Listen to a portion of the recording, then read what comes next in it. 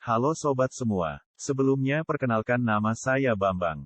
Di video ini, kami akan menjelaskan pedoman penyajian laporan keuangan. Apa sih laporan keuangan itu? Dan apa gunanya laporan keuangan itu? Bagi kalian yang bekerja di bidang akunting atau kalian yang bekerja di bagian perpajakan, pasti kalian sudah tidak asing lagi. Pada saat lapor pajak perusahaan, laporan keuangan adalah salah satu syarat wajib dokumen yang harus dilampirkan. Oleh karena itu, Sobat harus membuat laporan keuangan yang baik dan benar agar Sobat tidak mendapat sanksi dari kantor pajak karena kesalahan kita sendiri. Halo, rekan-rekan seluruh warga Indonesia khususnya, dari Sabang sampai Merauke, dan seluruh masyarakat dunia pada umumnya, terutama yang sedang menonton channel ini. Semoga kita semua senantiasa diberikan kesehatan, rezeki yang banyak dan berkah oleh Tuhan penguasa alam ini. Pada pertemuan kali ini, saya akan menjelaskan materi pedoman penyajian laporan keuangan. Dukung channel ini dengan cara subscribe, like, dan komen pada kolom komentar. Subscribe itu gratis, jadi tidak merugikan Anda semua ya teman-teman. Baiklah, untuk penjelasan pertama, akan dijelaskan oleh Bapak Bagus Cekidot. Peraturan Nomor 8, G, 7, Pedoman Penyajian Laporan Keuangan Cap 06 PM 2000, tanggal 13 Maret tahun 2000. 1. Umum. A. Peraturan ini menetapkan bentuk, isi, dan persyaratan dalam penyajian laporan keuangan yang harus disampaikan oleh emiten atau perusahaan publik, baik untuk keperluan penyajian kepada masyarakat maupun untuk disampaikan kepada Badan Pengawas Pasar Modal, Bapepam.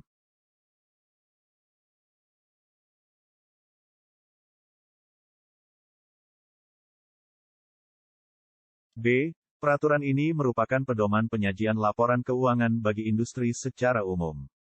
Hal-hal mengenai bentuk, isi dan persyaratan dalam penyajian laporan keuangan yang tidak diatur dalam peraturan ini, harus mengikuti Pernyataan Standar Akuntansi Keuangan, PSAK, yang diterbitkan oleh Ikatan Akuntan Indonesia, IAI, dan praktik akuntansi lainnya yang lazim berlaku di pasar modal.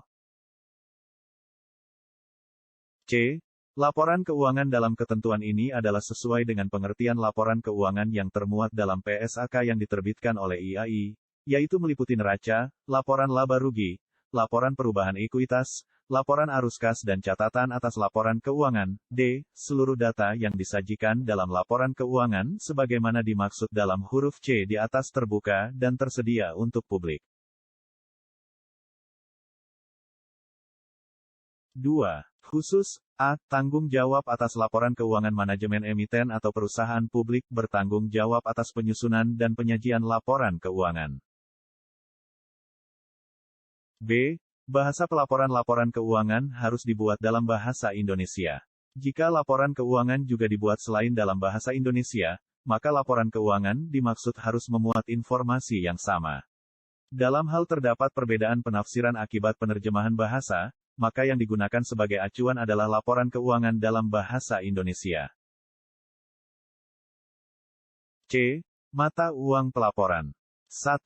Mata uang pelaporan yang digunakan oleh perusahaan di Indonesia adalah mata uang rupiah.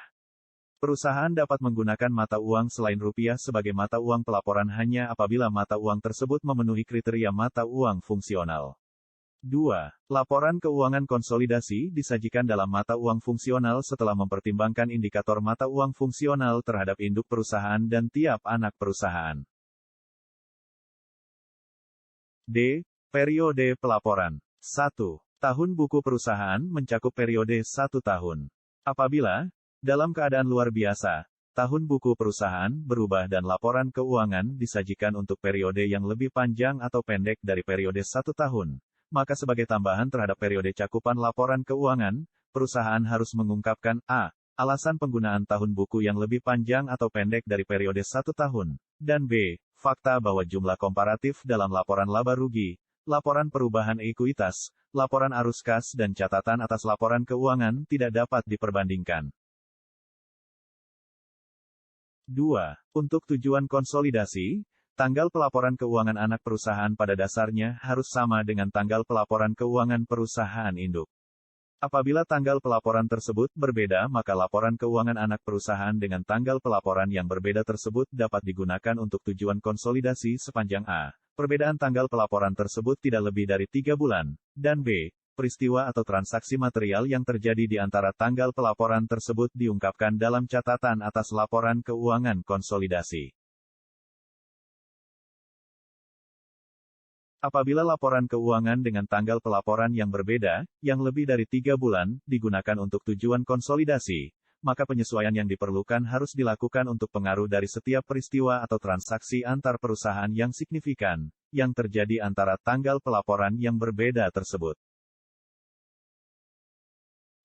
Saling hapus offsetting. Pos aktiva dan kewajiban, dan pos penghasilan dan beban tidak boleh saling hapus, kecuali diperkenankan oleh PSAK.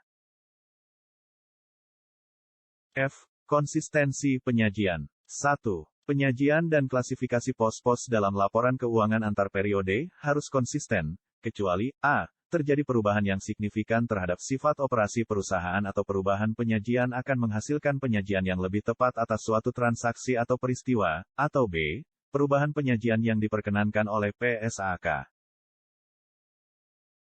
2. Apabila penyajian atau klasifikasi pos-pos dalam laporan keuangan diubah maka penyajian periode sebelumnya direklasifikasi untuk memastikan daya banding. Sifat, jumlah, serta alasan reklasifikasi harus diungkapkan. Apabila reklasifikasi tersebut tidak praktis dilakukan, maka alasan dan sifat perubahan seandainya dilakukan reklasifikasi harus diungkapkan. G. Materialitas dan agregasi. 1. Material, adalah istilah yang digunakan untuk mengemukakan sesuatu yang dianggap wajar untuk diketahui oleh pengguna laporan keuangan dan Bapepam. Kecuali ditentukan secara khusus, pengertian material adalah 5% dari jumlah seluruh aktiva untuk akun-akun aktiva, 5% dari jumlah seluruh kewajiban untuk akun-akun kewajiban, 5% dari jumlah seluruh ekuitas untuk akun-akun ekuitas, 10% dari pendapatan untuk akun-akun laba rugi, dan 10% dari laba sebelum pajak untuk pengaruh suatu peristiwa atau transaksi seperti perubahan estimasi akuntansi. 2. Akun-akun yang material disajikan terpisah dalam laporan keuangan. Untuk akun-akun yang nilainya tidak material, tetapi merupakan komponen utama laporan keuangan, harus disajikan tersendiri. Sedangkan untuk akun-akun yang nilainya tidak material, dan tidak merupakan komponen utama, dapat digabungkan dalam pos tersendiri, namun harus dijelaskan sifat dari unsur utamanya dalam catatan atas laporan keuangan. 3. Akun yang berbeda tetapi mempunyai sifat atau fungsi yang sama dapat digabungkan dalam satu pos jika saldo masing-masing akun tidak material. Contoh pos hasil penggabungan antara lain biaya dibayar di muka, pendapatan diterima di muka dan lain sebagainya. Jika penggabungan beberapa akun di atas mengakibatkan jumlah keseluruhan menjadi material, maka unsur yang jumlahnya terbesar agar disajikan tersendiri. H. Informasi komparatif. 1. Dalam rangka penyampaian laporan berkala, laporan keuangan tahunan harus disajikan secara perbandingan untuk 2 tahun terakhir. Sedangkan untuk laporan keuangan interim harus disajikan secara perbandingan dengan periode yang sama pada tahun sebelumnya. Laporan laba rugi interim harus mencakup periode sejak awal tahun buku sampai dengan periode interim terakhir yang dilaporkan.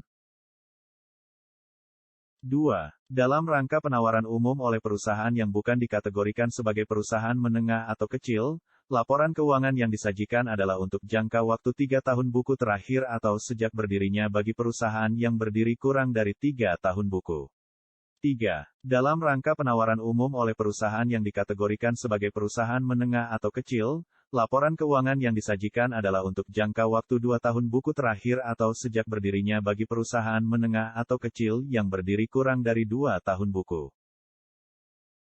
4. Dalam rangka penawaran umum dengan hak memesan efek terlebih dahulu, laporan keuangan yang disajikan adalah untuk jangka waktu 2 tahun buku terakhir. Dalam hal efektifnya pernyataan pendaftaran melebihi 180 hari dari laporan keuangan tahunan terakhir, maka laporan keuangan interim harus disertakan dengan ketentuan jangka waktu antara tanggal efektifnya pernyataan pendaftaran dan tanggal laporan keuangan interim tidak melampaui 180 hari. I. Laporan keuangan konsolidasi. 1. Laporan keuangan konsolidasi menggabungkan seluruh perusahaan yang dikendalikan oleh induk perusahaan. Pengendalian dianggap ada apabila induk perusahaan memiliki baik secara langsung maupun tidak langsung, melalui anak perusahaan, lebih dari 50% hak suara pada suatu perusahaan. Walaupun suatu perusahaan memiliki hak suara 50% atau kurang, pengendalian tetap dianggap ada apabila dapat dibuktikan adanya salah satu kondisi berikut.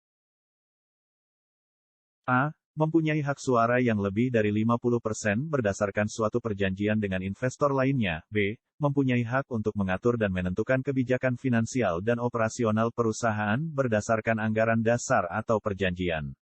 C. Mampu menunjuk atau memberhentikan mayoritas pengurus perusahaan. Atau, D. Mampu menguasai suara mayoritas dalam rapat pengurus. Halo rekan-rekan, dikarenakan Bapak Bagus sedang berhalangan, penjelasan materi terkait laporan keuangan konsolidasi akan digantikan oleh saya, Ayu Cantikawati. Baiklah, selanjutnya yaitu nomor 2, anak perusahaan tidak dikonsolidasikan dalam hal A. Pengendalian dimaksudkan untuk sementara karena saham anak perusahaan dibeli dengan tujuan untuk dijual atau dialihkan dalam jangka pendek. Atau, B. Anak perusahaan dibatasi oleh suatu restriksi jangka panjang sehingga mempengaruhi secara signifikan kemampuannya dalam mentransfer dana kepada induk perusahaan. 3. Walaupun anak perusahaan bergerak dalam jenis usaha yang berbeda atau sama sekali tidak ada hubungannya dengan jenis usaha induk perusahaan, laporan keuangan anak perusahaan tersebut tetap harus dimasukkan dalam penyusunan laporan keuangan konsolidasi. 4. Dalam menyusun laporan keuangan konsolidasi, laporan keuangan induk perusahaan dan anak perusahaan digabungkan satu persatu, line by line basis dengan menjumlahkan unsur-unsur yang sejenis dari aktiva, kewajiban, ekuitas, pendapatan, dan beban. 5. Laporan keuangan konsolidasi disusun dengan menggunakan kebijakan akuntansi yang sama untuk transaksi, peristiwa dan keadaan yang sama atau sejenis. Apabila tidak mungkin digunakan kebijakan akuntansi yang sama dalam menyusun laporan keuangan konsolidasi, maka harus diungkapkan penggunaan kebijakan akuntansi yang berbeda tersebut dan proporsi unsur yang terkait dengan kebijakan akuntansi tersebut terhadap unsur sejenis dalam laporan keuangan konsolidasi.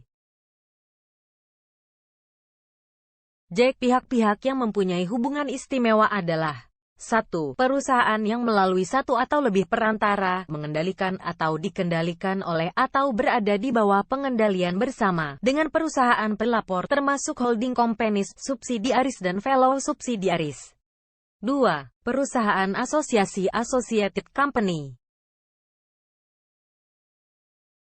3. Perorangan yang memiliki baik secara langsung maupun tidak langsung suatu kepentingan hak suara di perusahaan pelapor yang berpengaruh secara signifikan, dan anggota keluarga dekat dari perorangan tersebut. Yang dimaksudkan dengan anggota keluarga dekat adalah mereka yang dapat diharapkan mempengaruhi atau dipengaruhi perorangan tersebut dalam transaksinya dengan perusahaan pelapor.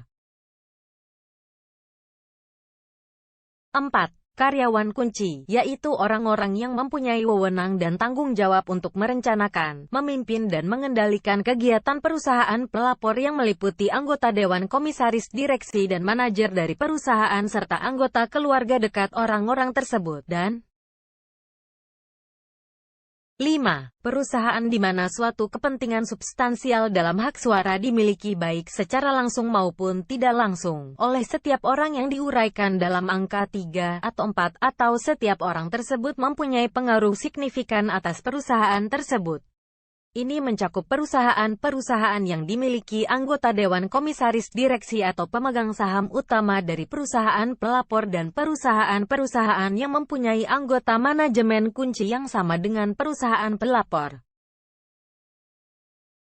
K. Dalam penyajian neraca, laporan laba rugi, laporan perubahan ekuitas dan laporan arus kas harus disertai dengan pernyataan bahwa catatan atas laporan keuangan merupakan bagian tak terpisahkan dari laporan keuangan.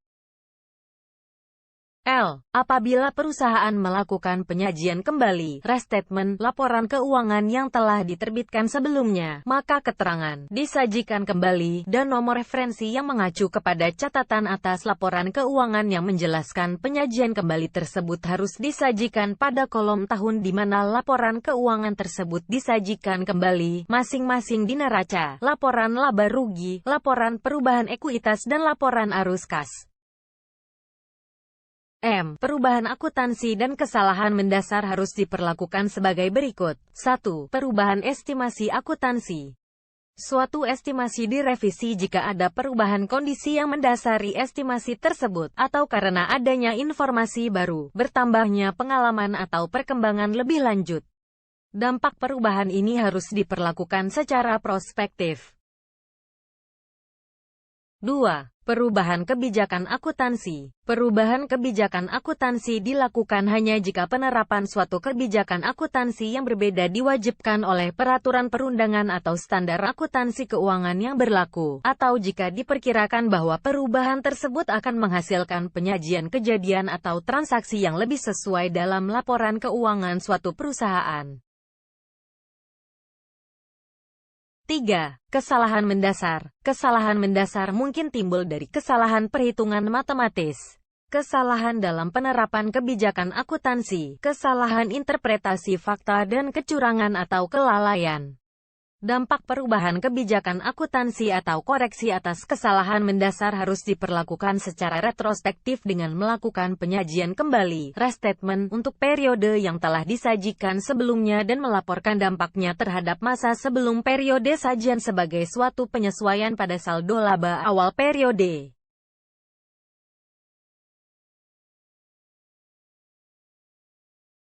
Pengecualian dilakukan apabila dianggap tidak praktis atau secara khusus diatur lain dalam ketentuan masa transisi penerapan standar akuntansi keuangan baru. Baiklah sobat, demikianlah bagian umum dan khusus pedoman penyajian laporan keuangan. Semoga penjelasan tadi bisa sobat pahami dengan baik. Jika sobat belum memahami, silakan sobat tonton ulang video tadi, agar sobat bisa lebih memahaminya lagi. Saran dari saya, silakan sobat download materi tersebut di dunia maya, jadi sobat bisa sambil membacanya langsung sambil mendengarkan video tadi. Dijamin bisa lebih memudahkan sobat dalam memahami materi ini. Untuk video selanjutnya, kita akan masuk ke materi tentang neraca. Tonton terus video edukasi dari kami, semoga bermanfaat bagi sobat semuanya.